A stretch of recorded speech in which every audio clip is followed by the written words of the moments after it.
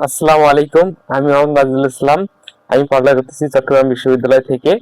আজকে আমরা জিকের একটা মহা গুরুত্বপূর্ণ টপিক এবং বড় টপিক নিয়ে আলোচনা করব এবং কিভাবে পড়লে আরো সহজতর করা যায় সে সম্পর্কে আমি উপস্থাপন করব। আমি আগে পূর্বের ক্লাসে পড়িয়েছিলাম পৃথিবী পরিস্থিতি। আজকে আমরা পৃথিবী পরিস্থিতির একটা ধারা যে আমরা কি মহাদেশগুলো আলোচনা করব এবং সেই মহাদেশগুলো আলোচনা করলেই প্রথমে আমাদের চোখে একটা মহাদেশ ভেসে ওঠে। সেই মহাদেশ হচ্ছে কি, আমাদের হচ্ছে এশিয়া মহাদেশ। অর্থাৎ কি, আমরা যে মহাদেশে বাস করি। এশিয়া মহাদেশ কি? এশিয়া মহাদেশ হচ্ছে পৃথিবীর সর্ববৃহৎ মহাদেশ এবং এখানে প্রায় ৪৫টা বা ৪৪টার মতো দেশ এখানে কিন্তু রয়েছে এবং এখানে পৃথিবীর যে জনসংখ্যার প্রায় ৬০% লোকই এই এশিয়া মহাদেশে বসবাস করে। আমরা সেই এশিয়া মহাদেশ সম্পর্কে জানবো এবং এশিয়া মহাদেশ সম্পর্কে জানতে হলে আমাদেরকে আগে বুঝতে হবে যে এশিয়া মহাদেশকে কয়টি অঞ্চলে ভাগ করা হয়। এশিয়া মহাদেশকে প্রধানত যে ভাগে ভাগ করা হয় সেখানে কিন্তু দেখি আমরা এশিয়া মহাদেশকে ৫টি ভাগে ভাগ করা হয় এবং এই ৫টি ভাগে ভাগ করার ফলে আমাদের কিন্তু কোশ্চেন এসে থাকে যে কোন ভাগে কোন দেশটা অবস্থান করে।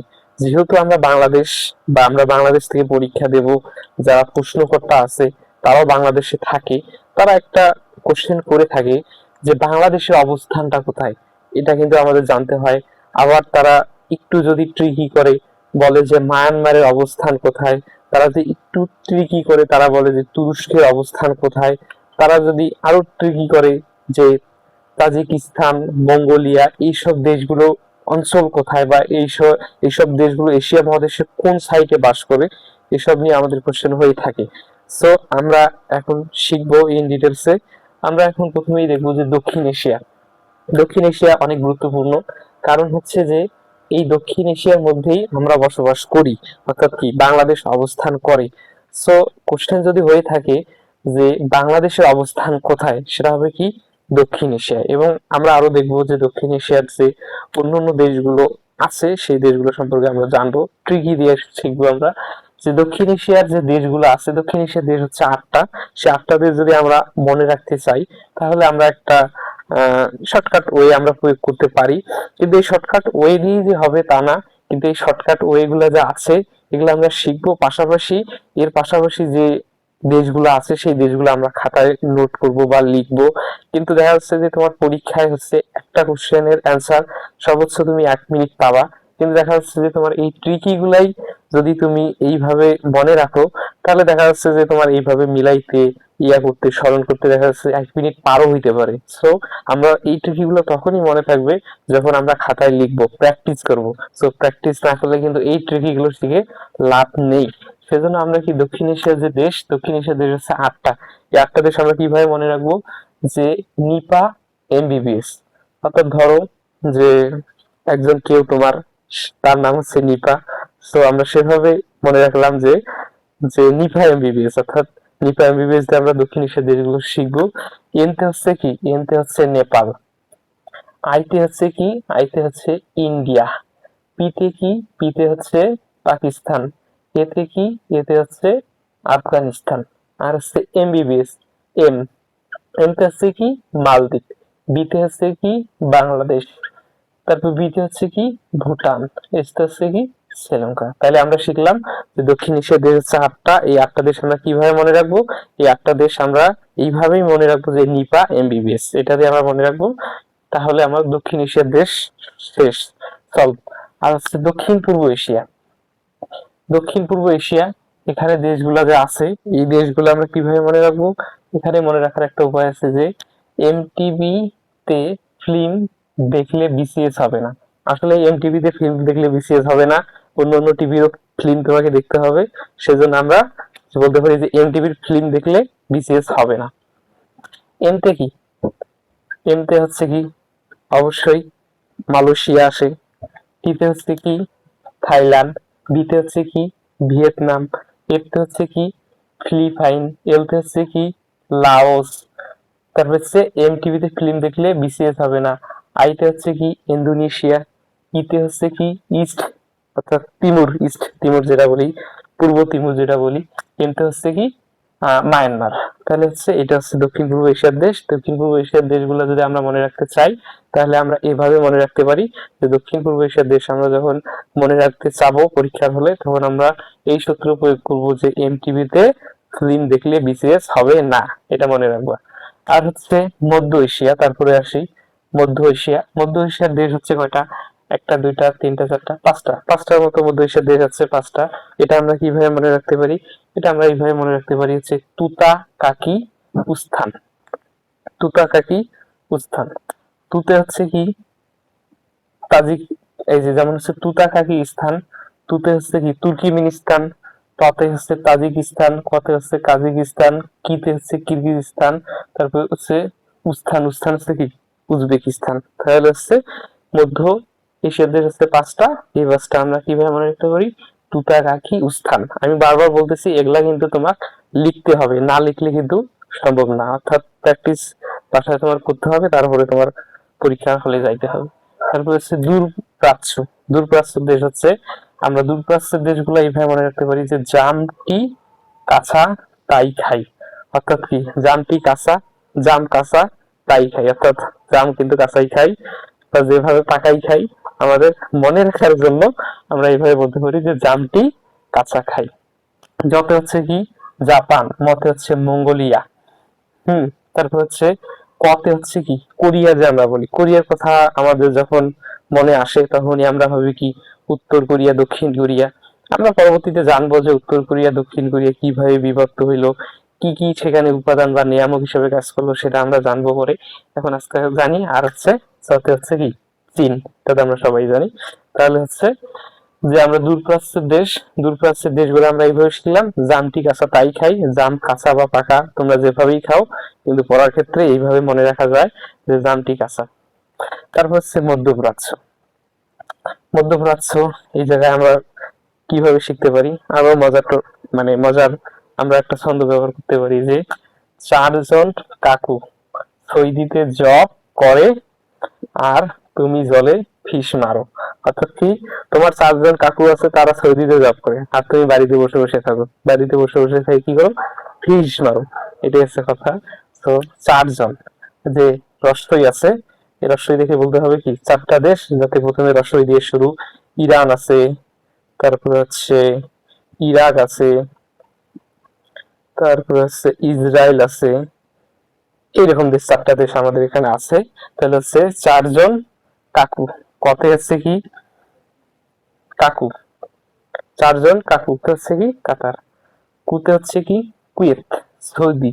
সৌদিতে হচ্ছে কি সৌদি আরব, এটা আমরা জানি। তারপরে হচ্ছে চারজন কাকু সৌদিতে কি করে জব করে। জতে হচ্ছে কি জয়েন্ট, অর্থাৎ কি আমরা বলতে পারি সংযুক্ত আরব আমিরাত। সংযুক্ত আরব আমিরাত যে আমরা দেখি সেটা কিন্তু সংযুক্ত আরব আমিরাত। তারপর হচ্ছে ওতে হচ্ছে ওমান। তারপর হচ্ছে বিতে হচ্ছে বাহরাইন। তারপর হচ্ছে আর তুতে হচ্ছে তুরস্ক। তুরস্ক। চারজন কাকু, চারিজন কাকু সৌদিতে জব করে আর তুমি জলে ফিশ ধরো। জতে হচ্ছে জর্ডান। তারপর হচ্ছে লতে হচ্ছে কি লেবানন। তারপর হচ্ছে ফিতে হচ্ছে কি ফিলিস্তিন। দন্ত শতে হচ্ছে কি সিরিয়া। তাহলে আমরা এই যে এশিয়া মহাদেশের যে দেশগুলা যে অবস্থান, যে কোনটা কোন সাইটে অবস্থান করছে, যে আমরা অবস্থান যেমন দক্ষিণ এশিয়ার দেশ কোনটা, তারপর হচ্ছে দক্ষিণ পূর্ব এশিয়ার দেশ কোনটা, মধ্য এশিয়ার দেশ কোনটা, দূরপ্রাচ্যের দেশ কোনটা, মধ্যপ্রাচ্যের দেশ কোনটা, এটা কিন্তু আমরা শিখলাম যে আমরা একটা যে দেশের অবস্থান। সেই জন্য আমাদের এখান থেকে কোশ্চেন হয়ে থাকে, কারণ হচ্ছে আমাদের যারা প্রশ্নকর্তা তারা তো এই এশিয়া মহাদেশেই থাকে, তারা তো আবার ইউরোপ থেকে এসে এখানে কোশ্চেন করে না। হয়তো বা তারা ইউরোপে থাকতে পারে অন্য কোনো কারণে, তাহলে তারা কিন্তু এই এশিয়া মহাদেশকেই প্রাধান্য দেয়। এবং এশিয়া মহাদেশের যে অঞ্চল ভিত্তিক যে অবস্থান, সে অবস্থানটা কিন্তু আমাদের শিখতে হবে। শিখতে হবে কিভাবে? আমরা এই টেকনিক অবলম্বন করে শিখতে পারি। এবং এই টেকনিক গুলো শুধু শিখলেই হবে না, এটা তোমাকে অবশ্যই খাতায় নোট করতে হবে। এবং নোট না করলে কিন্তু তুমি এগুলা পাবা না, পরীক্ষায় যা এলোমেলো হয়ে যাবে, দেখা যাচ্ছে তোমার ভুল হয়ে যাবে, তখন মাইনাস মার্ক এসে যাবে।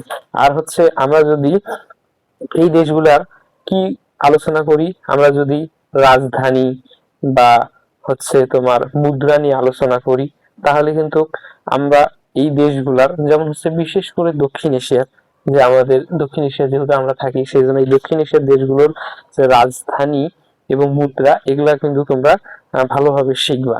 আর হচ্ছে রাজধানী এবং মুদ্রা শেখার ক্ষেত্রে যে আমরা যে ভুলটা করে থাকি, আমরা কি করি যে বিশ্বে যতগুলা দেশ আছে সেই দেশগুলো কি করি, আমরা হচ্ছে রাজধানী মুদ্রা আমরা কি করি একখানে নোট করি। সেই নোট করে কি করি যে আমরা একবারে নেমে পড়ি, নেমে একবারে মুখস্থ করা শুরু করি। দেখা যাচ্ছে আবার 5-7 দিন পর দেখা যাচ্ছে আবার যদি তোমাকে ওইটাই ধরা হয়, দেখা যাচ্ছে যে তুমি সেটা পাও না।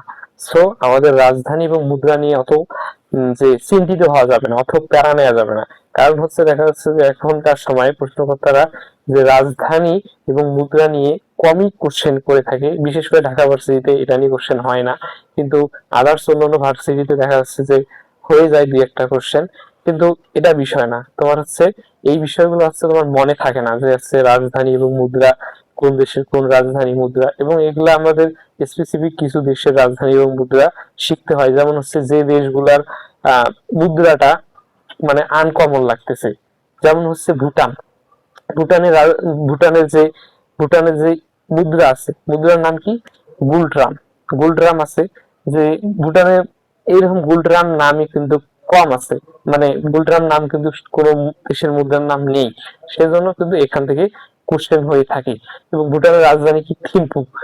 এটা কিন্তু কোশ্চেন হয়ে থাকে যে ভুটানের যে মুদ্রার নাম গুলট্রাম। গুলট্রাম এই কারণেই, কারণ আমরা এটা আরো একটা মনে রাখতে পারি যে ভুটান হচ্ছে প্রথম যে পৃথিবীর কি ধূমপান মুক্ত দেশ এবং কার্বন নিরপেক্ষ দেশ।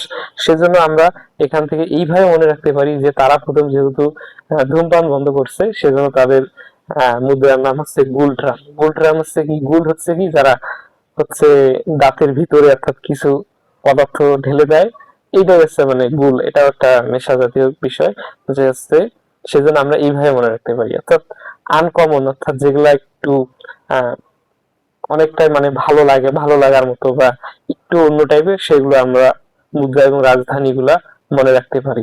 এবং রাজধানীতে প্রতিটা দেশের রাজধানী অবশ্যই আলাদা হবে, সেটা হচ্ছে, সেজন্য আমাদের মুদ্রা এবং রাজনীতি মানে মুদ্রা এবং রাজধানী নিয়ে আমাদের কি প্যারার মধ্যে থাকা যাবে না। এটাই হচ্ছে যে আমরা শিখলাম এইভাবে। আমরা পরবর্তীতে হচ্ছে কি আলোচনা করব, আমরা দেশ ভিত্তিক আলোচনা করব। অর্থাৎ এখানে তো যে আলোচনাগুলো করলাম, আমরা যে একটা দেশ নিয়ে আলোচনা করি তাহলে হচ্ছে অনেক বড় ক্লাস হবে, যে আমরা পরবর্তীতে সেজন্য আমরা কি প্রত্যেকটা দেশ নিয়ে আলোচনা করব। অর্থাৎ প্রত্যেকটা না, যেগুলো দেশ তোমার জানা প্রয়োজন সেই দেশগুলো নিয়ে আমরা আলোচনা করব। তো দেখা যাচ্ছে যে একটা দেশের অনেক সময় দেখা যাচ্ছে যে সবকিছুই তোমার পড়া লাগে, আবার আরেকটা দেশে দেখা যাচ্ছে যে স্পেসিফিক কয়েকটা বিষয় তোমার জানলেই হয়। যেমন হচ্ছে আমাদের প্রতিবেশী দেশ, অর্থাৎ আমরা যদি দক্ষিণ এশিয়ার দেশগুলোর দিকে তাকাই, আমাদের প্রতিবেশী দেশ হচ্ছে ভারত। ভারতকে তুমি বন্ধু যদি মানো তাও তোমাকে পড়তে হবে, ভারত যদি তোমাকে শত্রু ভাবো তাও তোমাকে পড়তে হবে, কারণ এটা হচ্ছে আমাদের প্রতিবেশী দেশ বা এখান থেকেই কি হয়ে থাকে, কোশ্চেন হয়ে থাকে। সো এতক্ষণ থেকে অনেক কিছুই বললাম, এখন আমরা শিখলাম যে কিভাবে মনে রাখতে পারি, এই মনে রাখাগুলো আমরা কিভাবে আরো ভালো করতে পারি, সেটা হচ্ছে লিখে রাখার মাধ্যমে আমরা ভালো রাখতে পারি। এবং তোমরা জানো যে আমাদের এই পেজ থেকে আমরা একটা অ্যানাউন্সমেন্ট দিছি যে আমরা হচ্ছে কি সামনে যারা তোমরা সেকেন্ড টাইমার আছো বা যারা ফার্স্ট টাইমার, যারা পরীক্ষা সামনে মানে দিতেছো বা অনেক কারণেই তোমাদের পরীক্ষা বন্ধ হচ্ছে বা অনেকেই বন্যায় ভেঙে চুরে পরীক্ষাগুলো দিচ্ছ, তাদেরকে অবশ্যই আমরা ধন্যবাদ জানাবো। যে আমাদের যে সেকেন্ড টাইমার যারা আছো, তারা প্রথমত অবশ্যই অনেক বড় বড় কোচিং থেকে পড়ছো, অনলাইনে অনেক বড় বড় প্ল্যাটফর্ম থেকে পড়ছো, পড়ে দেখা যাচ্ছে শেষ পর্যন্ত তোমার হয়নি। অর্থাৎ হয়নি এই কারণেই হয়নি, হয়তোবা সেটা তুমি ভালো বলতে পারবা আমাদের চেয়ে। কারণ হচ্ছে এডমিশন একটা যুদ্ধ, এখানে তোমরা জানো যে কিভাবে কি করা লাগে, এটা এখন তোমাদের বোঝায় লাভ নাই। এখন আমাদের কি করতে হবে, তোমরা অবশ্যই পূর্বে অনেক টপিক, অনেক যে বিষয়গুলো আছে সেই বিষয়গুলো তোমরা অনেক ভালো করে পড়ে আসছো, পড়ে আসার কারণে দেখা যাচ্ছে এখন তুমি ক্লাস যে করবা অনলাইনে বা অফলাইনে, দেখা যাচ্ছে যে এটা এক ধরনের বলা চলে সময় নষ্ট বা টাইম ওয়েস্ট হয়ে যায়। সেজন্য এখানে তোমাদের যে করণীয় বিষয়টা, সেই করণীয় বিষয়টা অবশ্যই হচ্ছে কি তোমার যে টপিক গুলাতে তুমি তোমার একটু গ্যাপ মনে হচ্ছে বা যেটা তুমি একটু কম বুঝতেছো, সেই টপিক গুলা নিয়ে তুমি বাসায় বই খাতা কলম নিয়ে বসো বসো এবং যে ক্লাস, যে তোমার যেগুলা দরকার, যে টপিকের উপর দরকার, সেই ক্লাসগুলো তোমরা করো এবং ভালো একটা প্রিপারেশন নাও। কিন্তু এই প্রিপারেশনটা নিতে হলে তোমার কি লাগবে, যে অবশ্যই তোমাকে একটা এক্সাম লাগবে। এক্সাম বলতে কি, যে এক্সাম তুমি আজকে একটা এক্সাম দিলা, মনে করলা যে ওইটাই তোমার ভার্সিটির এক্সাম, এইভাবে এক্সাম। আমরা সেজন্য তোমাদের জন্য আমরা একটা এক্সাম ব্যাচ নিয়ে আসতেছি সামনে। আমরা 1 তারিখ থেকেই সেই ব্যাচটা কন্টিনিউ করব। আমরা সেখানে যে এক্সাম গুলো নিব, আমরা বলবো না যে আমাদের এখানে কোশ্চেন তোমার হুবহু কমন থাকবে, কারণ এইভাবে তোমাকে কেউ বলতে পারবে না যে কোশ্চেন তোমার হুবহু কমন থাকবে। আমরা এমন একটা সিকোয়েন্স দেবো যে হয়তোবা এখান থেকে আসতে পারে, হয়তোবা তুমি এই কোশ্চেন গুলো যদি তুমি জানো, তাহলে তুমি সেই পরীক্ষায় ভালো করতে পারবা, বা রিলিভেন্ট কিছু আমরা কোশ্চেন দেবো, যে কোশ্চেন গুলো তোমাদের অনেক ভালো বা উপকারী দিক তোমাদের নিয়ে আসবে। আমরা বিশেষ করে ইংলিশের উপর বেশি ফোকাস দেব। তারপর তোমার যে কোশ্চেন গুলোর ব্যাখ্যা, সেই ব্যাখ্যাগুলো আমরা তোমাদের দেব। এবং তুমি যদি এই কন্টিনিউ যদি তুমি এক্সাম গুলো দিতে পারো, দেখা যাচ্ছে যে তোমার মাঝে একটা কনফিডেন্স আসবে, বা এই কনফিডেন্স দ্বারাই কিন্তু তুমি সামনে এগিয়ে যেতে পারবা। সো তোমরা যারা যারা একটা এক্সাম ব্যাচের জন্য অপেক্ষা করতেছো, যে সেই মানে একটা সেরা এক্সাম ব্যাচের জন্য তোমরা অপেক্ষা করতেছো, সেই এক্সাম ব্যাচটা আমরাই তোমাদের সামনে নিয়ে আসতেছি। সো তোমরা যারা সেই এক্সাম ব্যাচে ভর্তি হতে চাচ্ছ, যে সেখানে দেখা যাচ্ছে যে আমাদের এক্সাম ব্যাচের ফি ছিল 600 টাকা। সেই 600 টাকা থেকে আমরা কি করছি, সেইখান থেকে আমরা কি 299 টাকা, অর্থাৎ 300 টাকার মতো যে আমরা তোমাদের জন্য ফি রাখতেছি। এই কারণে রাখতেছি, কারণ এখানে অনেক কোশ্চেন তোমাদের অ্যানালাইসিস করতে হবে। তারপর তোমাদের যে বিষয়গুলো সম্পর্কে তোমাদের সমস্যা আছে, সেই বিষয়গুলোর উপরে তোমাদের আবার ক্লাস দিতে হবে। এইরকম অনেক কিছু বিষয় এখানে আছে। সো আমরা এই এক্সাম ব্যাচে একটা ভালো একটা ফলাফল আমরা তোমাদের কাছে আশা করতেছি। তাই তোমরা যারা আজকেই যে সময় নষ্ট না করে এই এক্সাম ব্যাচে ভর্তি হতে চাও, তারা এই স্ক্রিনে যে নাম্বার আছে সেখানে তোমরা যুক্ত হও, বা এই পেজকে তোমরা নক দাও, বা পার্সোনালি আমাকে নক দিতে পারো, দিয়ে তোমরা এই এক্সাম ব্যাচে ভর্তি হও। এবং তোমরা কেউ হতাশ করো না, ইনশাল্লাহ বিজয় আসবে আমাদের সামনে।